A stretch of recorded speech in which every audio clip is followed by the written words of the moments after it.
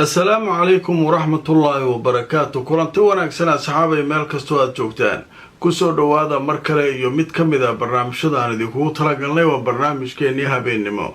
Waa habeenimo khamiis ah oo jimca ay soo galayso taariikhduna waxa ay ku beegan tahay 4 September sanadka 2025. waan hubaynaa si weyn uga hesheen macluumaadka iyo wararkii aynu kaga hadlaynay dagaalada ka socda Gaza barnaamijkeygii galabnimo iyo kii subaxnimo. haddaba caawa qodobada barnaamijkaan idinkugu soo gudbinayno waxaa ka mid ah war garodhow soo dhacay wuxuu sheegayaa in dhulgariir cusub uu ku dhuftay caawa waddanka Afghanistan dhinaca bari. ilaahu dadka badbaadi. waxaa sidoo kale barnaamijka aan idinkugu soo gudbin doonaa Israa'iil oo mar kale cadaysay oo sheegtay in galabta haddana weerar kale oo drones ah Xuutiga uu ku soo qaaday gudaha Israa'iil. Xuutiga oo maalmahan nagta ku haya. haddaba tafaasiil ku saabsan wararkii ugu dambeeyay sheekada iyana waan idiin soo gudbin doonaa. waxaa sidoo kale barnaamijkaan idinkugu hayaa Jarmalka oo uga digay Israa'iil inay ku adkaysato qabsashada Gaza. haddaba arrintaa iyana tafaasiil baan idinkaga hayaa. qaybaha dambena waxaan idinkugu soo gudbin doonaa amiirka dowladda Qatar oo kulan la qaatay wafdi uu hogaaminayay wasiirka arrimaha dibadda ee Iiraan iyagoo arrimo xasaasi ah ka wada hadlay sida la sheegay. haddaba qodobadaas ayaynu barnaamijkeena caawa ku faahfaahinaynaa. inta aan ku jirno warar cusub hadday soo kordhaan waan idinla socodsiin doonaa. Safari Remit waxay ka caawinaysaa inaad reerkaaga iyo saaxiibada ku nool dalal dhowr ah aad gaarsiisid wixii aad ugu tala gashay. ilaa iminka wadamada ay xawaalada kugu diri karto waxaa ka mid ah Kenya, Soomaaliya, Uganda, Djibouti, Ethiopia, Sudan, South Sudan, Tanzania iyo Turki. qiimahana aad ayuu u jaban yahay marka loo eego shirkadaha kale ee ka shaqeeya xawaalada. xawaaladan waa online. internet plus waa adeeg ay macaamiishu ka heli karaan internet fiber ah oo xawaarihiisu yahay 20 megabytes per second. ayna la socdaan receiver ay ku jiraan in ka badan 4,000 oo kanaal iyo 100 daqiiqado oo ah ku hadal bilaash ah.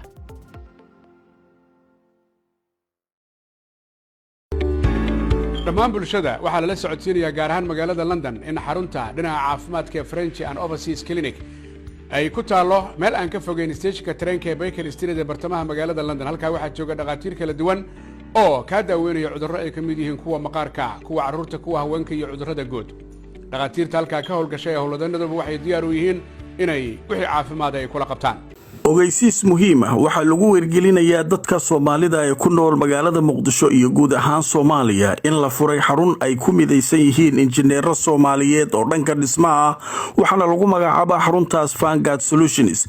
waxay ka caawinayaan hindisaha iyo naqshadaynta dhismooyinka kala duwan sida daaraha dhaadheer iyo kuwa gaagaaban, kaabayaasha culus ee dhaqaalaha sida wadooyinka, buundooyinka, eeraboorada iyo dekadaha, iyadoo ay ku adeegayaan injineero khubaro ah oo ka soo shaqeeyay dalka dibadiisa sida wadamada Midowga Yurub iyo Ingiriiska iyo qaar ka mid ah dalalka Bariga Dhexe. waana khubaro ka diiwaan gashan machadyada qabiirada injineerada ee dalka UK sida macadka la yiraahdo Institution of Civil Engineers oo marka la soo gaabiyo loo yaqaano ICE, kuwaas oo ka gaaray heerka aqoontooda C Engineering iyo waliba dib u dhiska iyo dib u dayactirka dhismooyinkii ku burburay dagaaladii sokeeye. waxay sidoo kale ku ballan qaadayaan inay ka shaqayn doonaan adeegyadaasi. fadlan la xiriir telefoonada iyo emailada shaashada ku qoran si aad u hesho injineeradan takhasuska u leh dhismaha kala duwan. kulanti wanaagsan asxaabay meel kastoo aad joogtaan ku soo dhawaada barnaamijkeena habeenimo. waa habeenimo khamiis oo jimca soo galayso. haddaba barnaamijkeena waxaynu ku bilaabaynaa war degdega oo goordhow soo dhacay. waan laxay markaan arkay warkaas. waxa waaye dhulgariir haddana mar kale ku dhuftay Afghanistan. ilaahu dadka masaakiinta badbaadi.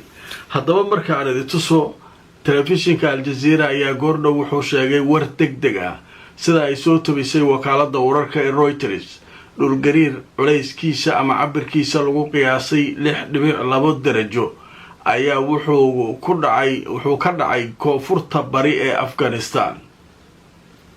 waxaa leedahaa 6.2 6.2 halbeeg waxaa jira marka dhulgariirka lagu cabiro oo la yidhaha Richter marka 6.2 maalin hore idin sheegay 6 iyo wixii ka badan waa khatar wax badan oo baabiinaya 7 iyo 8 hadduu gaaro iskaba dhaaf waa lagu kala tegay meeshaas marka 6.2 markuu gaaro waa culus yahay waaye marka koonfur bari ayuu ku dhuftaa marka waa markii uu soo laalaabanaya waa mar saddexaad aan u malaynaya oo ka dhacay marka ilaahu marka dadka badbaadi oo ka badbaadi dhibaatada dhulgariirka iyo mushkiladda marka hawshaas runtii waxay ahayd hawl maaragtay naxdin lahayd runtii maalin hore 1,000 qof dad ka badan ku dhinteen oo godad iyo guryo soo dumay laga soo saaray marka haddana waa rajeynaynaa inkastoo tafaasiil badan hadda uusan jirin oo cusub yahay kaliya waxaa la sheegay cabirkiisa 6.2 inuu yahay dhulgariirka ku dhuftay qodobka halkaas aan kaga gudbaynaa qodobka kale ee barnaamijka xootiga saakaydii hore gantaalo ku duqeeyay airportka Bangorion badda cas dooni ama markab lala xiriirinayo Israa'iil nagta ka saaray shalay 2 weerar oo kala duwan oo qaaday haddana caaw fiidkii maxayto galabta maqribadii agteedna ciidanka Israa'iil waxay sheegeen inay haddana diyaarado kale weerar ay ka hortageen Israa'iil qaati billahi joogto halkaas u gal halkaas bale ka neebsatay laada way u hanjabeen si kasta yeeleen waa weerareen madaxay ka dileen sheegi xootigu caadi ma haddaba markaan soo war gordhow la soo saaray telefishinka Al Jazeera wuxuu leeyahay Israa'iil waxay sheegtay inay soo riday 2 ka mid ah diyaarado drone ah oo la rumaysan yahay inay ka yimaadeen dhanka Yemen ciidanka Israa'iil ayaa khamiista maanta waxay sheegeen inay soo rideen 2 drone oo la rumaysan yahay inay ka soo weerartayeen oo laga soo riday dhanka iyo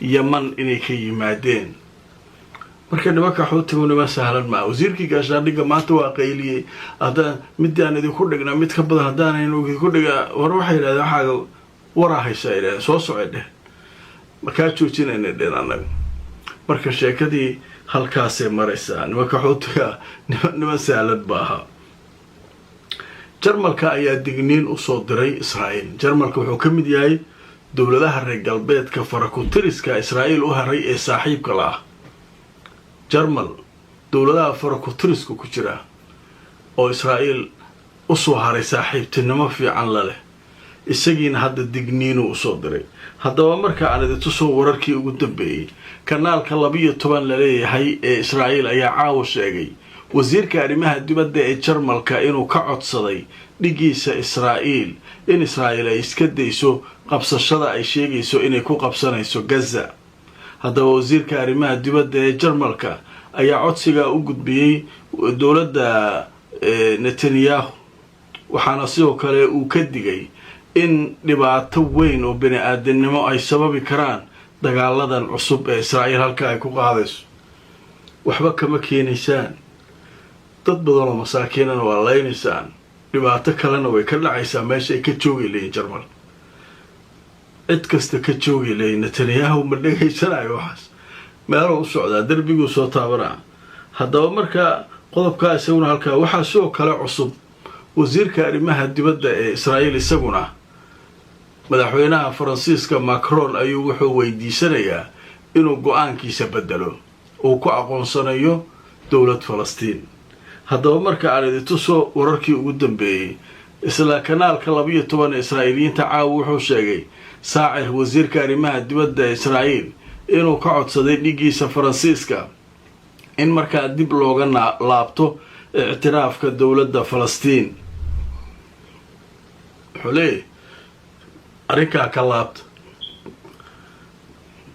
واتي شاري ماكرون ويري وحان ربا إنا تقو إسرائيل نتنياهو ويري منوي مانيس مركا فرانسيسكي إسرائيليتو ويسكو دقيهين فرانسيسو عليه مرايكا فيزاها وديدو أما حسيو inkastoo ay qalad tahay in loo diido haddana annagu waa aqoonsanayna ku adkaysana Faransiiski marka shirkana wuxuu dhacayaa September ayuu dhici doonaa bisha September dabayaaqadeed ayuu shirka UN-ka ka dhacayaa marka sheekadu halkaas ay marka maraysa xaalku marka waa qasan yahay qadar xayisiisha kadib waxaan u gudbaynaa amiirka dawladda Qatar oo qaabilay wafdi heer sare oo ka socda jamhuuriyadda islaamiga ee iiraan. haddaba ujeedku muxuu yahay? barnaamijkan ku faahfaahinayna. ma jeceshahay barashada qur-aanka kariimka iyo culumta shareecada hab casri ah online ah adigoo jooga gurigaaga ama goobtaada shaqada? markasu daaru taqwa waxaa kugu baraya qur-aanka hab casri ah online ah. maadooyinkaad ka baran karto waxaa ka mid ah qur-aanka kariimka, higaada, luqada carabiga iyo culumta shareecada. isdiiwaangelintu way socotaa, fadlan horugaad. waxay faahfaahin kala xidhiidh nambarada shaashada kaaga muuqda. hamogaad dugsiga markasu daaru taqwa. sharikadda Imara Luxury Homes waa sharikad guryaha casriga ka dhista magaalada Nairobi ee dalka Kenya. haddana waxa ay ka wadaa dhismaha loo yaqaan The View xaafadda Parklands, jidka 6th Avenue, City Park. dhismaha The View waxa uu leeyahay adeeg kasta oo asaasi ah, waxaana uu ka kooban yahay sida 2 qol, 3 qol, 4 qol iyo weliba qolkii shaqaalaha iyo 4 qol oo 2 dabaq oo isdul saaran. waa nooca loo yaqaano duplex. haddaba imika waxa socda barnaamijka sharikadu ay u bixisay 90 days promotional, kaasoo la magac baxay hoygu waa muhiime hanti yeelo. kala xidhiidh telefoonada. kulanti wanaagsan asxaabay, meel kastoo aad joogtaan kusoo dhawaada barnaamijkeena habeennimo. waxaynu maraynaa qaybihii ugu dambeeyey. haddaba qaybtan waxaynu kaga hadlaynaa amiirka dowladda qatar tamiim bin xamed ayaa wuxuu kula kulmay aqalka madaxtooyada waddankaas boqortooyada wafdi heer sare ah oo ka socday dowladda iiraan uu hogaaminayay wasiirka arrimaha dibadda cabbaas caraaqji. waxaa lagu soo koobay kulanka, inkastoo uu xasaasi ahaa, sheekada inay leeyihiin waxay ahayd risaala shafawiya ayuu wuxuu ka waday madaxweynaha iiraan. macnaha risaaladu waa 2, fariinta waa 2. fariin gacanta laga saarayo qoraal oo qofka loo dhiibayo, iyo risaala shafawiya waxa la yidhaha oo macnaha afka risaalo lagaaga sheegayo. marka waxay yidhahdeen risaalo culus ama fariin culus oo uu ka siday madaxda iiraan ay wasiirka arrimaha dibadda wuxuu u gudbiyey ninka la yidhaahdo tamiim oo ah amiirka dowladda qatar. marka kulankaas saas u ah. haddaba markaan idin tuso warbixin ku saabsan sheekada laga qoray. amiirka qatar ayaa la kulmay fariin looga keenay madaxweynaha iiraan, fariin looga keenay. haddaba sheekh tamiim bin xamed atani amiirka dowladda qatar ayaa waxaa loo sheegay fariin dhanka afka ah oo kasoo gaartay madaxweynaha iiraan mascuud bashkiya, taasoo ku saabsan cilaaqaadka labada dowladood iyo arrimaha ku saabsan xaaladaha bariga dhexe. wakaaladda wararka ee qatar ayaa sheegtay caaw in sheekh tamiim bin xamed uu qaabilay qasriga la yidhaahdo looseel ee boqortooyadu leedahay khamiista maanta ah wasiirka arrimaha dibadda ee iiraan cabbaas caraaqji alladii kaasoo la kulmay ama ka siday madaxweynihiisa warbixin afka ah ama fariin afka ah. marka